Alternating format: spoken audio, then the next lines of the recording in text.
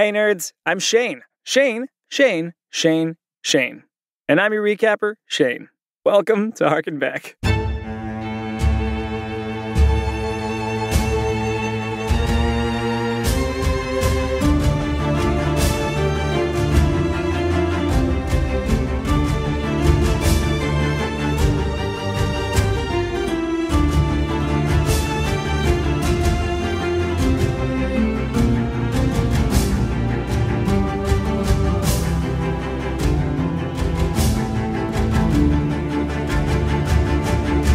Recognized as heroes for the first time in their adventuring career, the Agents of Repair sat down for a meeting with Grom Sunshield, Mayor of Sunplume, to elucidate him on the actions of the Order of the Red Wolf and assure him that their presence in his town would be as beneficial as it was risky.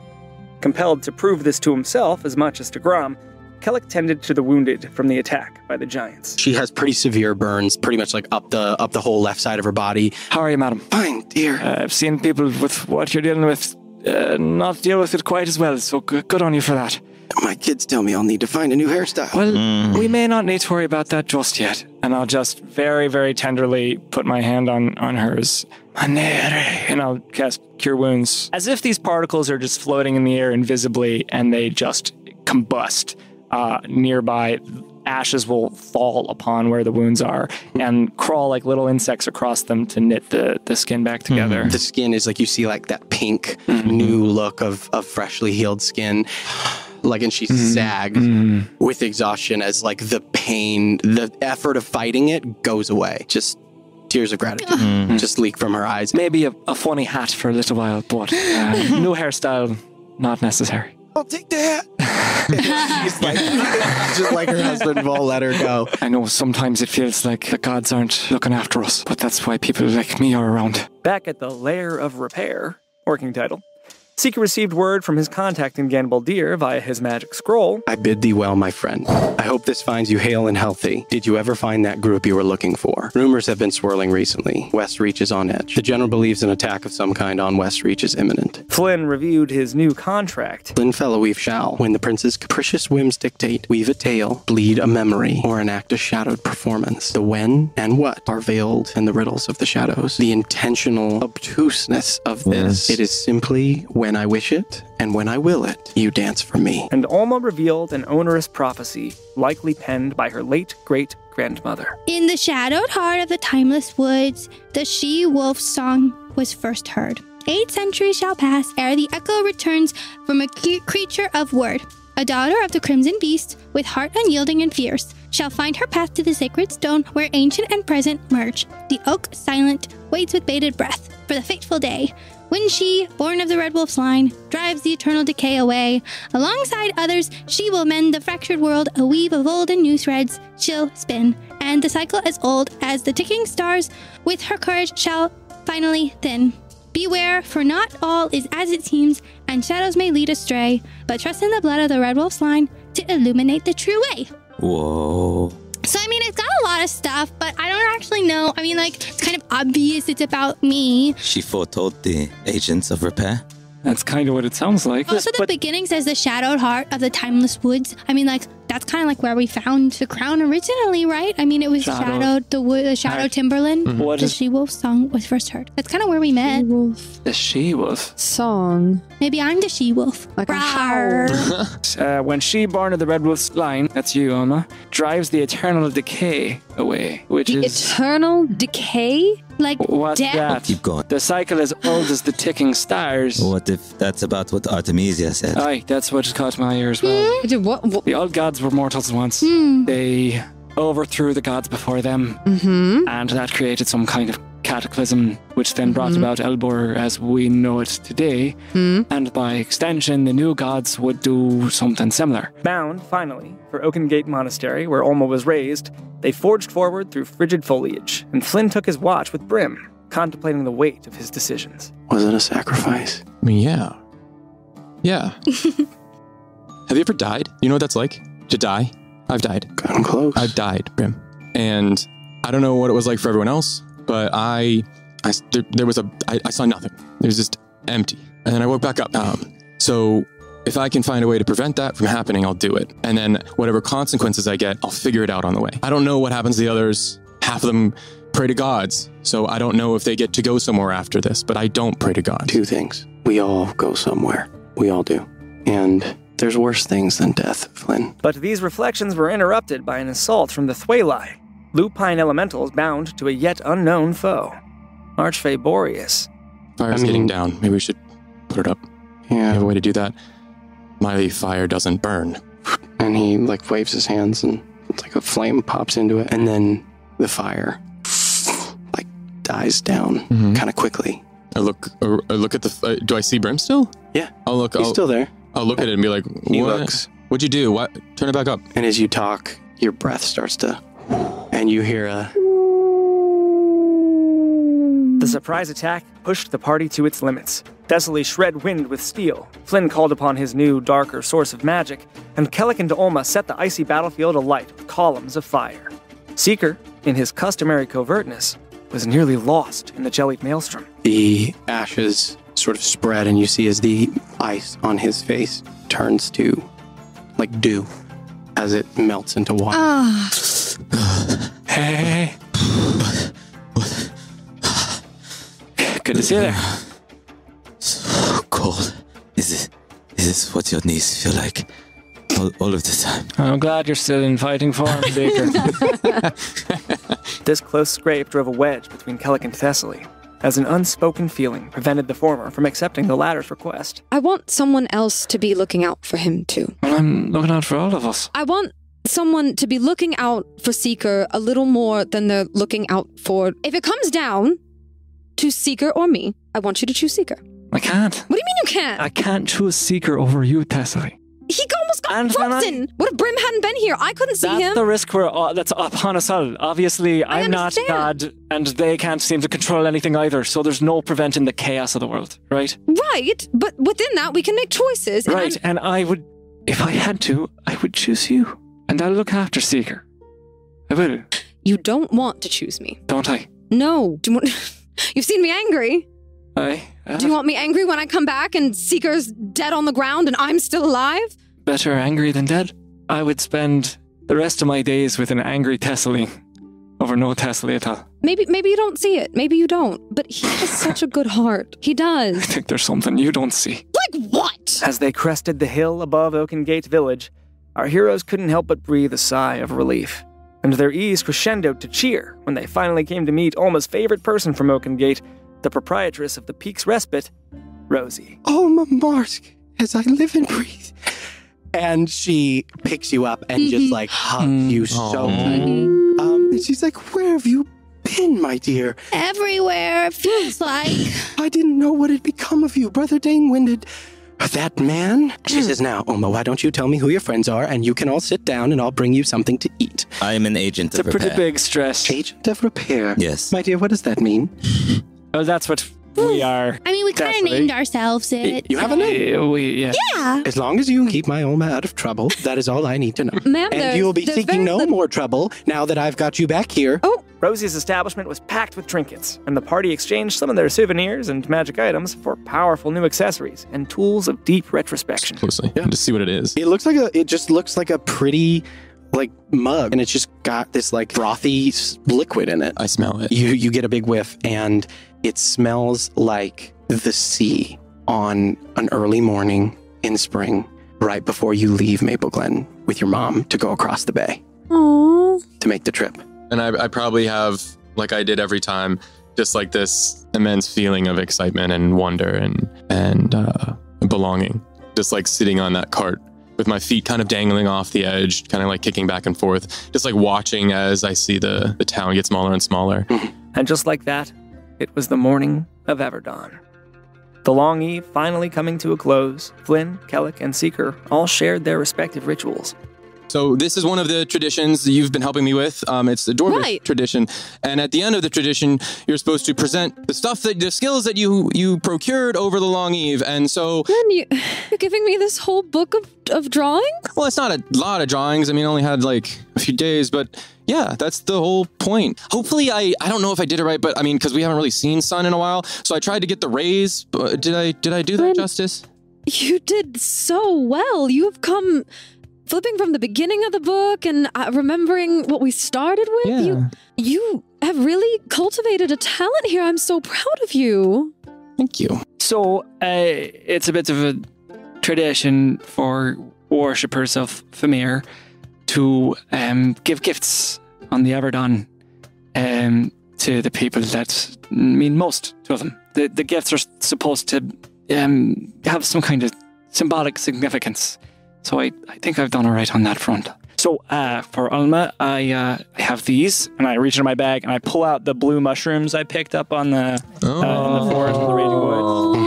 Mm-hmm. Because, well, even when things keep you in darkness and force you into horrible places, you still find a way to grow. Seeker, I hope you don't take this the wrong way, so I'll try to explain. And I reach into my bag and I pull out an old strip of bandage.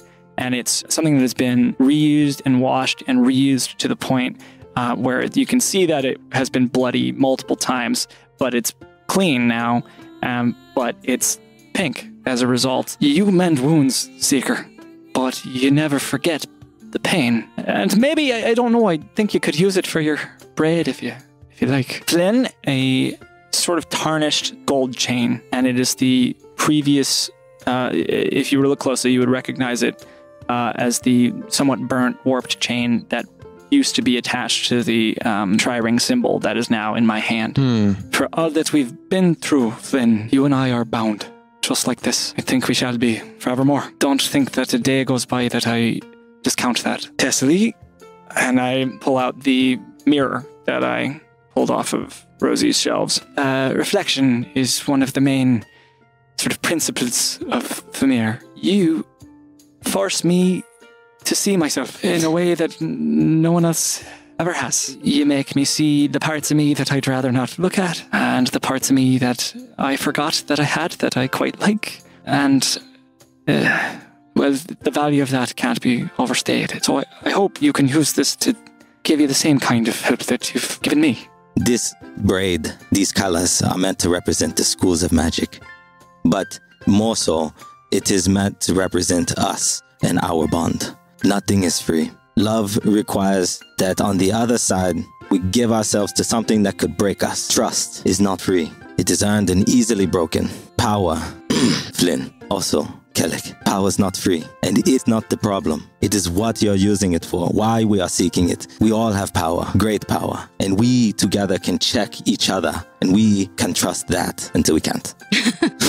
But when it came time to join the Everdawn festivities in the village, Oma remained invisible, literally, carrying the weight of her deadly accident and expulsion from the monastery just 2 years prior. I'll bend down to one knee and just kind of look to my side.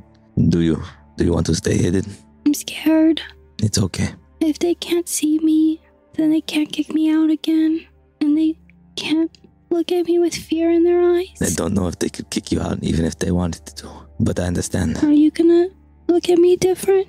No. So they forewent the celebration for the time being and attended Oakengate's bright wall of Laurus to accomplish what they came for: repair, namely that of Olma's familial necklace, forged here at Oakengate many years ago. Brother Garrick, a master smith, set things in motion, but it was the agents themselves who imbued the necklace with the necessary elements for its reinvigoration. The magic has left it, but the vessel remains. There are 3 sources of magic. There is the divine, the primal, and finally, the arcane. We need all 3. Do you have access to that kind of thing? Do not all of you? What do you mean? We all draw magic from different sources. But can that be used in this manner? I've not heard of such a thing. I believe so. And Headmaster Danewind took the moment to mend another sundered bond. This place turned you away once. I turned you away once. It was not by choice, but it is my choice now. And if you desire, you can remain. I look back up at him, and I look to Kellic and Thessaly and Seeker and Flynn. Thank you. I appreciate that, but I think I found my home. I don't think I belong here anymore. No longer showing up on the magical radar that the Order of the Overseeing had used to find Olma, the party rejoined the celebration, and Flynn ran in a race against the fastest monks of the monastery. I will try and saddle up next to Brim.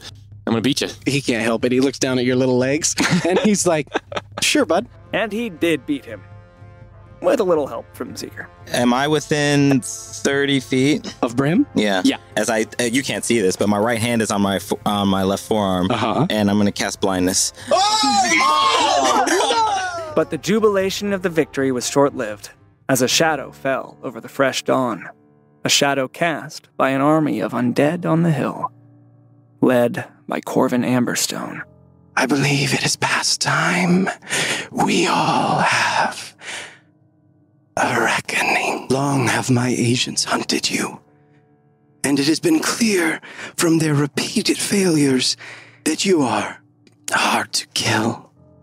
I have no interest in continuing to waste my resources in pursuit of you, nor do I wish for you to continue to meddle in my plans. So, I come with an offer, once, and only once.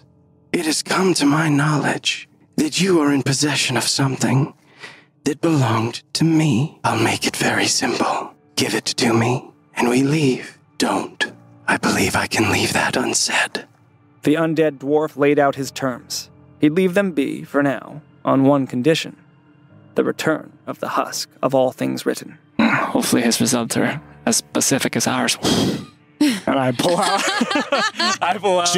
A little chuckle from Flynn from me. Once Corvin departed, the agents began to strategize. Fortunately, the monastery possessed a large library full of information on archfey, angels, and liches. But as Flynn and Kellic pored through the literature, a certain hot-button topic finally reached its boiling point. I was hoping that we could use that book to Break your contract? break it, take it, something. Yeah. I don't know. I don't like this addendum, Flynn. I don't think it's worth debating whether or not you saved our lives by signing this contract. But you think you did, and this being knows you think you did. So whatever it's going to ask of you, Flynn, is going to be worth our lives. We have things we need to take care of and accomplish, and if this is a bomb that goes off before we can accomplish those things, Instead of a bomb that we have in our bags every night? you just need to trust me. How am I supposed to? Haven't you trusted me before? Yes, but then you signed your name, Flynn. I did and you that. signed all of our names when you did it. You understand that? I did that to save us, and we're alive. And now I have this scar that I'm gonna carry. We carry your scar, all of us, and you're afraid still you won't face it, even with us at your back. And I will pull out the contract. Oh. Work with me on this. That's all I want to do. Meanwhile, Seeker got his intel from a more primary source. There is something that I need to tell you. Captain Vossen is on his way to Stillgate to assassinate the Queen of Ondale. Who are you? And their skin turns alabaster as they grow and swell, and wings sprout from their back. Their voice changes. A messenger from your Lord Loris. And the argument stumbled forward. We have to assassinate the assassinator. Why? Who do you think it is? No, I this don't is not- understand. We do not need to jump to that every time. Not jumping. Can we just know who this person is, Thessaly? He killed my whole family. None of you know what I've done. None of you know what he's done. And none of you get to make this decision for me. I do know what you've done. And I don't think it matters what you've done. The same way I don't think it matters what Artemisia's done or Captain Vossen has done. I believe that all of us can redeem ourselves. I don't accept that. But I will do what I have to. That's what I... So their path was set to Stillgate. They just needed a means of contacting the Queen. I might know someone in Stillgate who could maybe get us into the Queen's court. I know you talk about threats. How do you find threats? I have to sort of know the person to identify their essence. If I describe them and draw them for you, is that a way? It'll depend on the drawing. That is a total of 32. Oh, shit! If you made that a DC 30, it would have succeeded. Thessaly Gwyn. Yes, I remember. My address. Cliffside. Before they left, Seeker commissioned some sturdy, magical, and, most importantly to Seeker, quiet armor for Thessaly from Garrick, and said goodbye to a certain special someone. You're good people, and I like you. You are someone that I didn't think we could trust, and you're actually kind of impressive. So, maybe when we sort this all out, I can come back and we can hang out and talk and do stuff. Also, I have kind of a weird past, but, who doesn't? Here in Elbor, I guess. I like you too. They returned to their hub in Marstock, but before they could venture into the void to then teleport to Stillgate, Thessaly's steed came within range. Remember the giant spider carrying Nalthane, the drow child from Dwyrnan? And then you see a figure moving very, very quickly down the path as you see on top of it a drow boy who is like barreled down, like grabbing a hold of the spider. And then you see movement behind it as you see this massive hulking like form that is running behind Nalthane. Green-skinned, disgusting, horrific creature with mouths and arms coming off of it as you see multiple heads as a dire troll is running behind Nalthane and two additional trolls. They saved the boy from the band of hungry trolls, but the challenges this kid faced were far from dealt with. Just kind of wiping my eyes because they're watery and just kneel down and produce one of my daggers and hold it up with two hands. Like I'll get down on both knees and like hold it up. And he pats the big sword at his side. And I'll look at it. Nod, and then nod towards the dagger. Take it. I'm so sorry, Nalthane. I hope someday you'll be able to see that it's nothing you've done wrong. That the world is troubled, and sometimes that just makes things critically unfair. Yeah. Once I see that conversation is done, I'll grab Nalthane's hand again, and I will start, just tugging him over to the kitchen. And you guys weren't in the room with me and Rosie, but I will kind of do everything I can to embody Rosie in the kitchen, and I'll put Nalthane on a stool, and I will get a spoon, and I'll start waving it around, and I will start like cooking, and I will like be like giving him vegetables and I'll like give him a knife to like chop up vegetables, and I will like start making stew, which is like the only thing that I really make very often. Reminders abound for the agents as they regain their footing. Rosie, a glimpse of the peaceful lives they might have had. Corvin, an omen of the danger they bestow on each grain of sand upon which they trod.